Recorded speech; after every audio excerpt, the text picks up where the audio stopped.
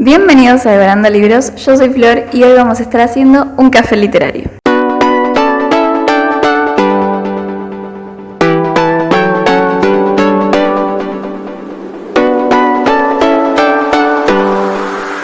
El café literario que vamos a hacer hoy es sobre Peter Pan y su autor J.M. Barrie. La verdad es que estoy postergando este café literario hace mucho tiempo porque tenía que buscar un montón de datos, información, investigar y planificar lo que iba a ser este video. Y no solo requería eso, sino que además estas últimas semanas tuve muchos exámenes y ahora tengo que preparar otros 2 finales más, así que posiblemente posteriormente a esto vengan videos más tranquilos y más fáciles que no requieran tanta información o que sean tan informativos por esa misma razón. Pero bueno, hoy ya no podía demorar más este café literario, así que lo vamos a hacer lo mejor posible. Bueno, para los que quieran saber un poco más sobre esta edición de Peter Pan que yo tengo, se las voy a mostrar al final del video para que vean todo porque es hermosa. Pero ahora vamos a empezar con los datos del autor porque la verdad es que al investigarlo me di cuenta de que había muchísimo más material del que pensaba. Claro que este libro también tiene mucho material por el hecho de no ser tan fiel las películas a lo que es la historia original. Es un poco perturbadora originalmente, así que eso les va a interesar. Empecemos con la biografía de J.M. Barrie. Bueno, J.M. Barrie fue un dramaturgo, periodista y novelista escocés, que de hecho escribió Peter Pan como su primera novela, porque antes de eso solo escribía obras de teatro. Y hay 2 interpretaciones con respecto al análisis de por qué escribió esta historia, y una tiene que ver con su vida más personal y otra está relacionada con la película biográfica, que es esta, donde actúa Johnny Depp, que ahora vamos a estar hablando de eso. Pero primero, la primera interpretación que se hace es justamente sobre su vida familiar cuando era un niño. Tiene que ver con que su madre se olvidó de él por completo prácticamente con la muerte de su hermano David cuando este tenía 13 años. Él pasó a ser la sombra de su hermano y de hecho su madre lo confundía con el niño muerto, por lo que J.M. Barrie llegó a declarar como que su madre se había olvidado de él y él se sentía justamente esta sombra, como lo vemos en la historia de Peter Pan cuando éste pierde a su propia sombra, lo que nos podría reflejar lo que sentía J.M. Barrie y lo que quería transmitir sobre su hermano, quien nunca iba a crecer al igual que este niño que creó en su historia. La segunda interpretación que se hace es sobre la película de Johnny Depp, aunque no es tan fiel a la historia que yo encontré. Sí nos habla de que J.M. Barrie conoció a una familia cuando estaba en los jardines de Kensington, que es justamente donde transcurre gran parte de lo que ocurre en Peter Pan, donde apareció Peter Pan y donde está la precuela, digamos, que se habla del origen de este niño, ¿no? De Peter Pan, cuando se pierde y cuando las hadas lo llevan a nunca jamás.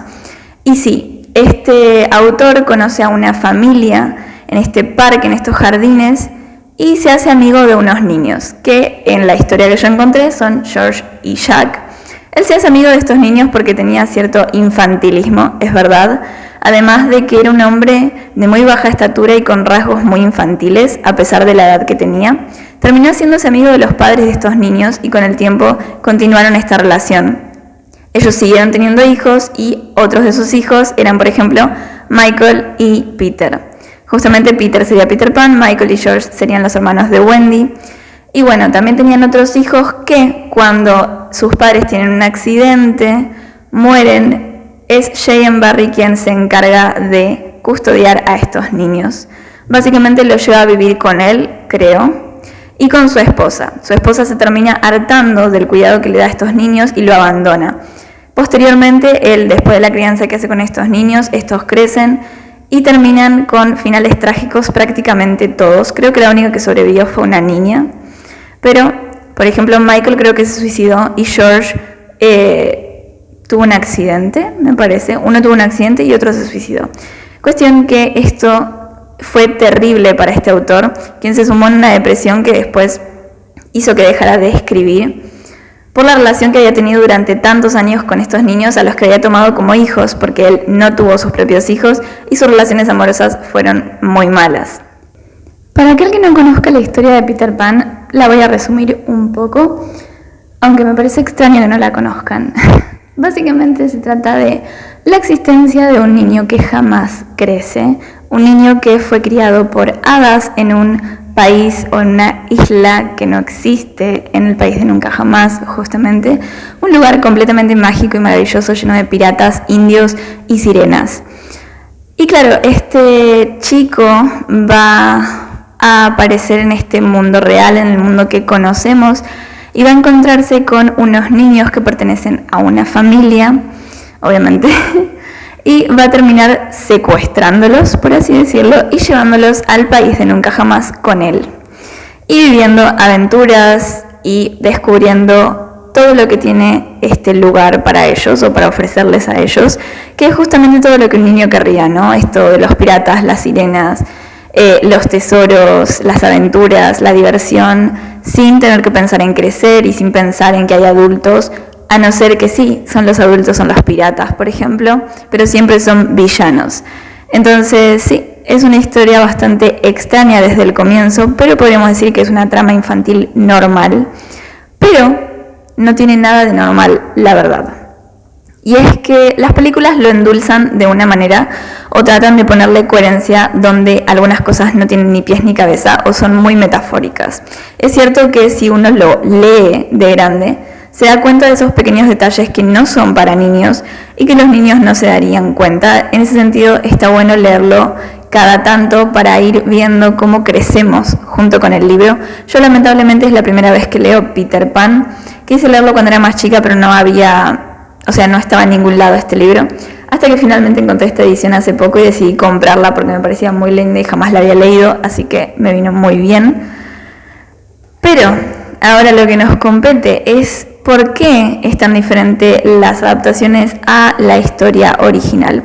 Yo no leí la precuela de este libro, yo leí el libro original que se escribió, que es justamente Peter Pan y Wendy, pero hay una precuela que habla del origen de Peter Pan. Quizás lo lea algún día, es un relato muy corto, pero sí es mucho más crudo y brutal que lo que podemos ver en Peter Pan y Wendy. Yo ahora les voy a hablar de Peter Pan y Wendy y vamos a ver qué cosas tan perturbadoras y extrañas hay. En primer lugar, cabe aclarar dos cosas. Por un lado, los niños son bastante más pequeños de lo que aparentan en las películas. Por lo tanto, toda esta fase romántica que vemos entre Peter Pan y Wendy casi no se ve en el libro. Sí vemos que ella está interesada en él y a veces le pregunta qué siente él por ella, pero no llegamos a ver nada en claro porque incluso las ilustraciones te muestran que son dos niños muy muy pequeños. Así que obviamente las aventuras y las travesuras son muy infantiles y el lenguaje es muy acotado en ese sentido. No hay un vocabulario extenso, no hay reflexiones súper intensas, como las podemos ver en las películas, y es que eso es lo que más nos llama la atención. Por otro lado, y esto es lo más grotesco, Peter Pan y Garfio son muy malvados en algunos momentos. Garfio es el villano perfecto, obviamente infantilizado para que lo puedan leer los niños, pero sí se ve que es muy muy cruel. Y Peter Pan es sumamente cruel, incluso con los niños perdidos, y eso me pareció muy raro. Aunque sí se entiende este extremismo, este niño que creció sin padres, este niño que odia a las madres, que fue criado por hadas en un lugar donde estaba completamente solo. Y los niños perdidos son como niños intercambiables que si él se cansa simplemente los puede asesinar. Así que con esa premisa se pueden dar cuenta de que no se parece en nada a las historias que conocemos. La historia comienza con la familia de Wendy, John y Michael. Nos hablan de que esta familia es bastante pobre y por eso tiene que empezar a hacer cálculos para ver si son capaces de mantener a sus hijos. Al principio dicen que Wendy sí la van a poder mantener, luego viene John y es como, ya a lo último están como, no podemos tener más hijos, pero bueno, el último hijo nace porque sí, o sea, por accidente prácticamente. Y diciendo, bueno, está bien, pero nunca más hijos porque somos pobres y no podemos mantenerlos. Literal, fue así. Entonces, después cuando estos hijos nacen, están pensando que no pueden pagarle a una niñera. Y conocen a Nana, el perro de la película que siempre vemos. La conocen en los jardines de Kensington cuando veían que ella quería ayudar a los niños o cuidar de los niños. Entonces dijeron, es la perfecta niñera. Y se la llevaron a su casa para que vaya a cuidar a sus hijos y literalmente hace un montón de cosas que ningún perro podría hacer, tipo baña a los chicos, los cambia, los acompaña a la escuela y demás. Y es súper raro. Pero bueno, esto dista bastante de la película, porque en la película yo pensaba, ¿por qué tienen un perro de niñera? Tipo, jamás lo justifican, pero en el libro me di cuenta de por qué era y te explican por qué es, y incluso te dicen dónde la conocieron. Pero además, otra cosa que dista bastante con las películas es que siempre vemos que la familia de Wendy, de Johnny y de Michael es una familia bastante rica, o sea, no rica, pero sí de clase media alta o de clase alta incluso, pero no, acá se dice que son pobres y que como son pobres no pueden tener niñeras y casi no podían tener hijos. Ahora, más allá de estas diferencias con las películas, hay ciertas cosas que son muy extrañas en el libro, en el inicio y después en toda la trama, pero especialmente en el inicio, que son ciertas actitudes de los padres y ciertos poderes o habilidades que tienen que son muy extrañas.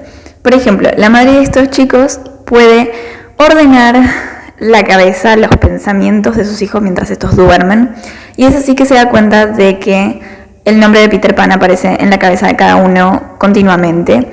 Y ella se pone a pensar que en realidad Peter Pan también es un nombre que le suena y que ella recuerda de su infancia. Hasta que recuerda que sí, que Peter Pan es la figura o la persona que supuestamente acompaña a los niños muertos en su viaje. Esto la verdad me llamó muchísimo la atención porque yo lo tenía que era como una leyenda urbana o algo que se había dicho, pero no pensé que se decía en el libro. Y dado que se dice en el libro, empecé a hacer una especie de interpretación, porque además sabemos que los niños están tomando una medicina, aunque supuestamente es algo súper normal tomar medicinas, porque incluso los adultos lo hacen. Incluso luego Wendy le quiere dar una medicina a Peter Pan y a los niños perdidos y demás, entonces es como algo normal. Pero yo pienso que quizás estos niños estaban enfermos, por eso Peter Pan viene a buscarlos cuando supuestamente van a morir, pero al final no terminan haciéndolo y vuelven a su casa porque se recuperan.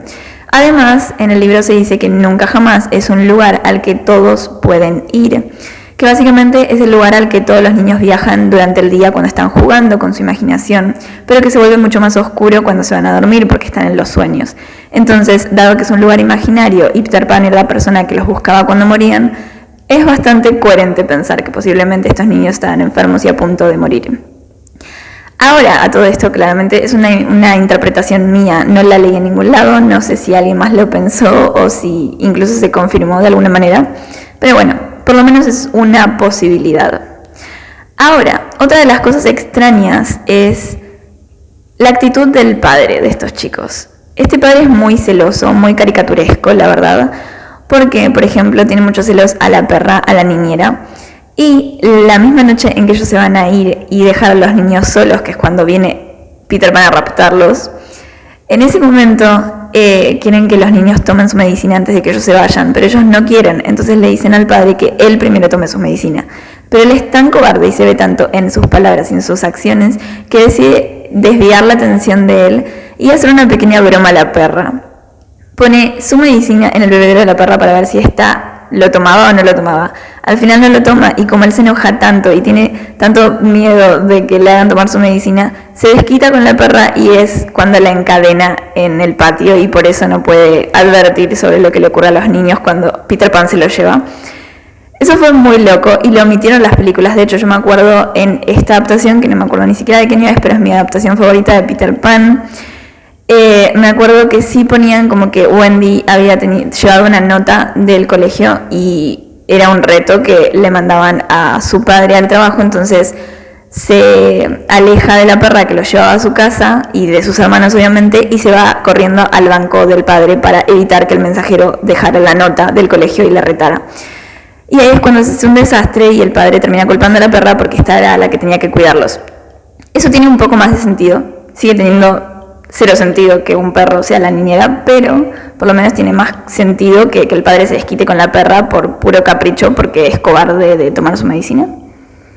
Pero bueno, hasta acá un inicio bastante disparatado, muy extraño, y ahora continuamos con la parte más perturbadora, que es el resto de la historia cuando Peter Pan llega a buscar a los niños. Tengo que decir que la verdad, la parte en la que Peter Pan llega a buscar a estos niños es muy parecida a lo que ocurre en la película. Todo esto de despertarlos, coserle la sombra, encontrar a Campanita y demás. Todo esto se ve muchísimo. Es lo mismo que vemos en las películas prácticamente. Pero hay una cosa que no te dicen y es que en el libro se deja en claro que Peter Pan fue en busca de estos chicos para robarlos. O sea, literalmente él fue a la casa de estos chicos para robar a Wendy, obligarla a ir. Y cuando los está sacando de la casa, básicamente los obliga para que se vayan con él. Y el viaje es muchísimo más largo de lo que te muestran en las películas. De hecho, están días y días sobrevolando océanos y ciudades diferentes. Y los hermanos tienen mucho miedo de que Peter Pan los deje morir porque están tan cansados que cuando se quedan dormidos empiezan a caer. Y Peter Pan está sin darles importancia hasta que están así de caerse al agua y entonces los agarra y los vuelve a subir. Entonces Wendy estaba como, en cualquier momento alguno de nosotros queda dormido y no nos va a buscar porque no le importamos para nada. Y es verdad, porque este niño era como muy egocéntrico, muy soberbio, muy caprichoso, muy egoísta. Y además tiene un pequeño detalle, que es que los niños se olvidan de todo muy rápido, es como que no le dan tanta importancia a las cosas. Y esto se deja en claro en este viaje. Peter Pan a veces vuela alto y se queda en otro lugar y después baja para volver a verlos, o baja para ver por dónde están yendo. Y a veces no los recuerda, se olvida de ellos y es como que, ¿quiénes son? ¿Y por qué estamos acá? ¿Por qué están viniendo conmigo? Entonces, sí, te dejan en claro ciertas cosas que son un poco extrañas y bastante perturbadoras en ese sentido. Pero bueno, finalmente llegan a el país de nunca jamás y te dicen que justamente están todas las cosas que los niños imaginaban. Por ejemplo, dicen, oh, ahí están, no sé, por ejemplo, tu barco. Y se lo estaban diciendo a uno de los nenes. Entonces, es como que todas esas cosas están ahí porque ellos jugaban con eso y estaban en su imaginación cuando estaban en su mundo imaginario durante el día jugando juntos. Entonces, claro, todas esas cosas que imaginaron o pensaron están en ese lugar porque justamente es ese lugar imaginario donde van los niños cuando juegan o cuando sueñan. Lo que reafirma todavía más mi hipótesis de que posiblemente estos niños estén enfermos y todo esto es parte de una imaginación de ellos, claramente. Compartida, muy extraña, pero bueno, tiene más sentido que lo que estamos viendo en el libro. Ahora, no quiero hacerlo tan largo, así que les voy a nombrar las cosas que sí se respetan bastante en las películas, cosas que son muy típicas y que posiblemente estén en alguna que otra de las adaptaciones, aunque no esté todo completamente en una. Así, de todas formas, les digo que esta es mi adaptación favorita en la vida. Me encantan las actuaciones, me encantan las escenas que eligieron, lo que le agregaron, lo que le quitaron. Está muy bien. Aunque otra de mis adaptaciones favoritas también es esta, que no es tan fiel, pero sí nombra pequeños detalles que ninguna de las otras adaptaciones nombra, y ya se los voy a estar diciendo, en especial una de esas, que me pareció súper importante y ninguna de las adaptaciones le puso. En primer lugar, una de las cosas que sí se respeta es que las sirenas sí son malas. Quizás no como te lo muestran alguna de las adaptaciones, pero sí dicen que son muy malas y que podrían incluso ahogar a los niños, pero solo le hacen caso a Peter, lo cual pone un poco celosa a Wendy, es verdad. Eso también es otro de los detalles que sí son verdad, y es que Wendy se pone bastante celosa de Tigrilla y se pone bastante celosa de las sirenas y de todos los que le dan atención a Peter porque él no le quiere decir lo que siente por ella. Y él incluso nombra en un momento que Tigrilla también como que lo fue a buscar y a decirle qué sentía por ella, y él no entiende a qué se refieren y por qué las mujeres son tan extrañas en ese sentido. Pero bueno, creo que él nunca lo va a entender, aunque en las adaptaciones sí vimos que lo ha entendido, aunque sí lo ha negado mucho. Otra de las cosas que están un poco acertadas en las películas, aunque no tanto, es el hecho de cuando Peter salva a Tigrilla. Básicamente la tienen en una roca los piratas y él consigue rescatarla imitando la voz de Garfio, que esa es otra de las cosas que también se respetan en alguna de las adaptaciones. Él puede imitar la voz de Garfio, creo que lo hace en 2 ocasiones y eso le ayuda muchísimo. Justamente lo que vemos es que salva a Tigrilla y por eso se hacen amigos de los indios, porque si no, no eran amigos y la verdad es que no tenían una buena relación. Pero una vez que se hacen amigos, consiguen hacer esta alianza para combatir a los piratas, aunque no les sirve mucho, la verdad. Por una de las escenas que después ocurre en el libro, no les sirvió de prácticamente nada. Otra de las cosas que también se ven en alguna de las adaptaciones es la comida falsa, la comida imaginaria. Eso también se ve en el libro, así como la medicina que Wendy le da a los chicos, que yo creo que se refiere a esta enfermedad que ellos tienen, pero posiblemente sea una costumbre y ya el tomar esta medicina, aunque no sabemos ni siquiera de qué se trata. Claramente Wendy a los niños perdidos y a Peter Pan les da simplemente agua. Pero pongamos que podemos suponer que Wendy está realizando este papel de madre, porque otra cosa que también se ve en el libro es que Wendy está en este juego de que Peter y ella son los padres de los niños perdidos y de los dos hermanos de ella. Entonces se comporta en ese sentido. Incluso Peter le pregunta si esto solo es un juego, porque él no quiere ser padre, no quiere crecer. Ella le dice que sí es un juego, pero que bueno, algún día van a tener que crecer, y él le dice que no. Justamente él no quiere crecer, lo que menos quiere es crecer. Odia a las madres, odia pensar en que van a ser adultos y que le van a obligar a casarse, a tener hijos, a cuidar de alguien, a tener que trabajar. Él no quiere eso, quiere vivir aventuras y estar feliz en su cuerpo de niño y ya está. Y sí, vemos que Wendy madura un poco con el tiempo, pero él para nada quiere hacer cambios en su vida. De hecho, una de las cosas más perturbadoras que se ven en el libro al inicio es que te explican que los niños perdidos no son siempre los mismos, sino que se van reemplazando. Estos niños son niños que se perdieron, que cayeron de sus cunas, que murieron en los jardines de Kensington, por ejemplo, y él los lleva al país de nunca jamás. En el país de nunca jamás ellos empiezan a crecer, y cuando empiezan a crecer, supuestamente él los asesina, porque no quiere que crezcan. Y de hecho, para diferenciarlos de él, porque no quieren que sean como él, es que los obliga a usar pieles de animales que ellos mismos cazan. Es muy perturbador, la verdad. Y pensar que los asesina. Y pensar que los huecos en cada tronco para que los chicos vayan a su refugio, a su casa, están hechos con determinado tamaño para que los adultos no puedan pasar. Entonces, incluso si un niño es más grande que el tronco, más grande que el agujero, tiene que adaptar su cuerpo al agujero. O sea, básicamente, si había un niño que era gordo, tenía que adaptarse para poder pasar por el agujero como fuera, porque no iban a agrandar el agujero por él. Aunque eso es bastante importante para que no pasen los adultos, porque lo que vemos después en una parte del libro, y acá hay un pequeño spoiler, es que Garfio no sabe dónde está la casa de Peter y de los niños perdidos, y cuando lo descubre se da cuenta de que no puede pasar para entrar ahí, justamente por esto de los agujeros, pero encuentra una forma. Pero bueno, eso no se los voy a decir. Otra de las cosas es que los niños al final quieren ser adoptados y todos van a la casa de Wendy, de John y de Michael.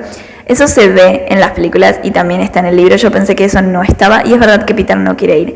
Pero una de las cosas que me pareció súper malo de su parte, y esto también es un spoiler, es que Peter se adelanta a los chicos, a todos, con campanita para poder ir a la casa de Wendy, cerrar la ventana y hacer que se olviden de ellos. De esa forma, así como le ocurrió a él cuando intentó volver con su madre y vio que su madre tenía otro bebé en brazos y él se sintió desplazado, de esa forma él podría tener a Wendy y volver con ellos a su casa, al país de nunca jamás. Pero cuando ve a su madre tan triste decide no hacerlo, y por eso es que deja que ellos vayan y se queda solo. Fue un pequeño spoiler, pero no es tan importante si vieron las adaptaciones. Por último, toda la idea de creer en las hadas, que eso se ve en la película. Yo sí creo en las hadas, creo. Prácticamente no está en el libro. O sea, sí, ocurre que Campanita toma la medicina de Peter que había sido envenenada por Garfio, eso lo vemos en la película. Y es entonces cuando Campanita empieza a apagarse. Entonces él pide con su mente que los niños del mundo digan que creen en las hadas. Y supuestamente dice que muchos dijeron que creían en las hadas, otros no lo dijeron.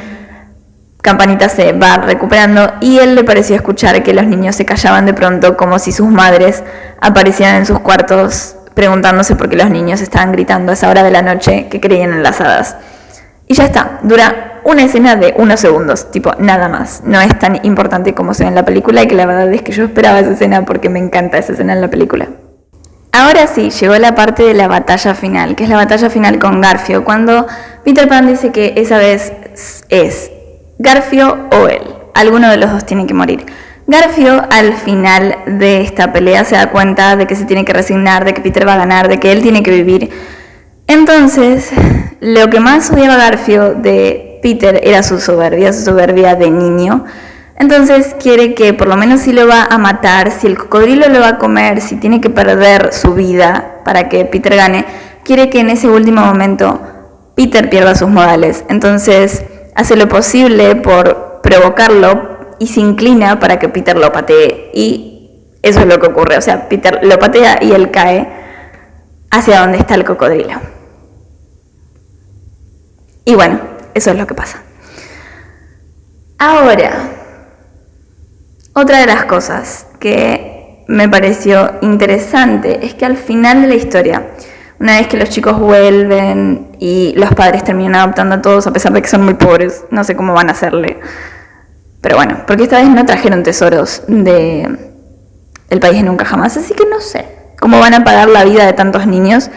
Cuestión que lo van a hacer, se los van a quedar, pero ocurre que Peter se presenta ante la madre de Wendy y le dice que quiere que Wendy vuelva.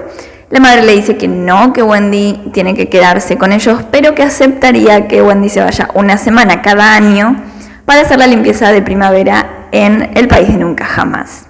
Lo cual pone súper contenta a Wendy y Peter termina aceptando.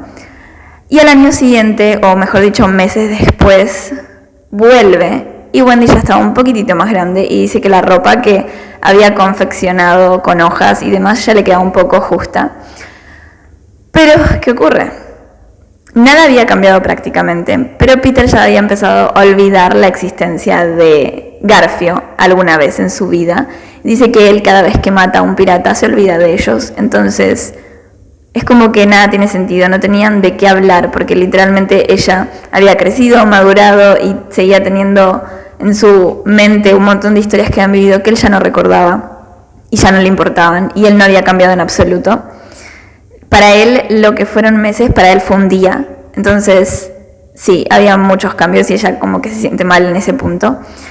Y después al año siguiente, él se olvida de ir a verla y piensa que al año siguiente a ese era cuando tenía que venir. No pensó que se había saltado un año. Y claro, ella ya estaba mucho más grande y estaba un poco enojada con él porque pensó que o se había olvidado, como pasó, o no había ido porque no le había importado. Cuestión que después de mucho tiempo, que ya no volvía nunca más, cuando vuelve, Wendy ya era adulta y su esposo le había comprado la casa a su padre porque su madre había muerto y su padre se había ido a otro lugar, porque creo que ya no podía subir las escaleras.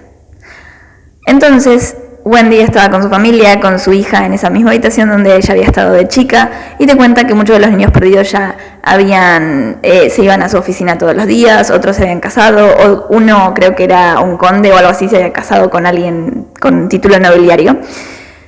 Cuestión que todo este final tienen todos y ella sigue viviendo en su casa, pero con su hija ya adulta ella, unos 20 y tantos, y él quiere que ella vuele con él a Nunca Jamás. Claro que él no piensa que hayan pasado tantos años, para él fueron 2 días, una semana. Y ella le dice que no puede volar porque no se acuerda cómo hacerlo. De hecho, muchos niños ya se habían olvidado al tiempo, a los meses, de cómo volar. Y después de mucho tiempo ya siempre le dijeron que eso no existía, porque ellos también se habían olvidado, pero ella jamás se había olvidado de Peter Pan, por suerte. Jamás se olvidó, pero claramente él se olvidó de ella y no pudo volver a Nunca Jamás. Ese mismo día, cuando él ve a su hija, a la hija de Wendy, en la cama, le dice que quiere que ella vaya a hacer la limpieza de primavera con él, porque necesita una madre, y siempre habían jugado a que Wendy era la madre de Peter. Así como habían jugado que Wendy y Peter eran los padres de los niños perdidos. Para Peter siempre Wendy fue su madre, y si ella no iba con él, entonces se quedaba sin madre. Entonces decide llevar a la hija de Wendy a Nunca Jamás, una vez al año, el mismo trato que habían tenido. Pero claramente Peter vuelve a olvidarse de todo y regresa años después, cuando está con la nieta de Wendy. Entonces la lleva a la nieta de Wendy y así sucesivamente. Entonces la historia termina diciéndote que toda esa familia, cada hija de esa familia va a ser alguna vez la madre de Peter Pan. Ese final me pareció súper lindo y tiene mucha concordancia con esto que les decía de la película donde trabaja Robin Williams. Es creo que el regreso del Capitán Garfio o algo así.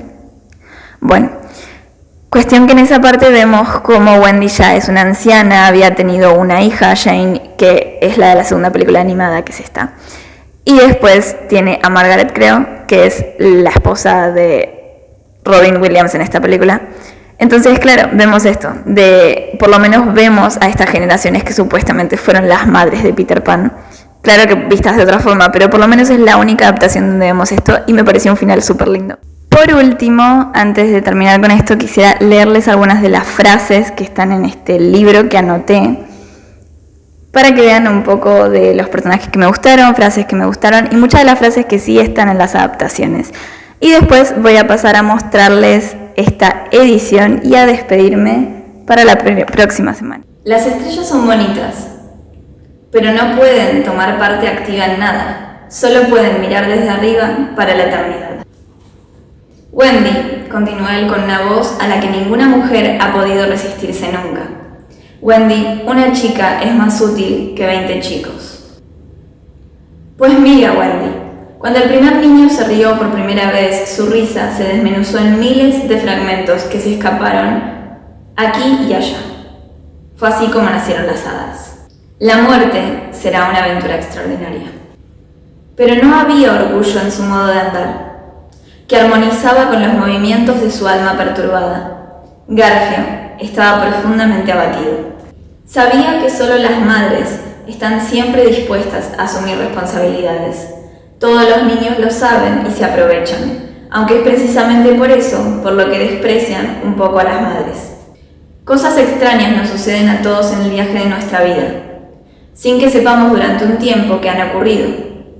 Así, por ejemplo, nos damos cuenta de repente de haber estado sordos de un oído, no sabemos cuánto tiempo, tal vez media hora. Una experiencia de ese tipo le sucedió esa noche a Peter. Y también ahora nos aventuramos en la habitación de los niños, solo porque los inquilinos legítimos están de vuelta. Solo nos hemos adelantado para ver si sus camas están bien ventiladas y para asegurarnos de que el señor y la señora Darling no van a salir esta noche. Ella adora a Wendy, continuó Peter. Estaba enfadado con ella, pero no entendía por qué no podía tener a Wendy. La razón era muy simple. Yo también la adoro, y ambos no podemos tenerla, señora. No te olvidarás de mí, ¿verdad, Peter?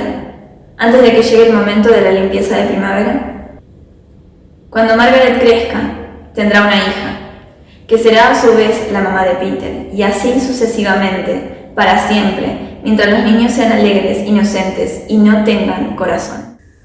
Bueno, si prestaron atención a las frases, van a ver que no solo algunas cosas son diálogos o escenas que me gustaron, sino que también hay ciertos fragmentos del narrador que me parecieron súper interesantes. Si no les interesa la historia, si no les interesa la trama o lo que puedan descubrir dentro de la información de lo que les fui diciendo, así como perturbador y extraño, sí pueden leerlo en el sentido de practicar, si son escritores, el narrador, porque la verdad el narrador de esta novela es excepcional. Creo que nunca había visto un narrador tan bueno.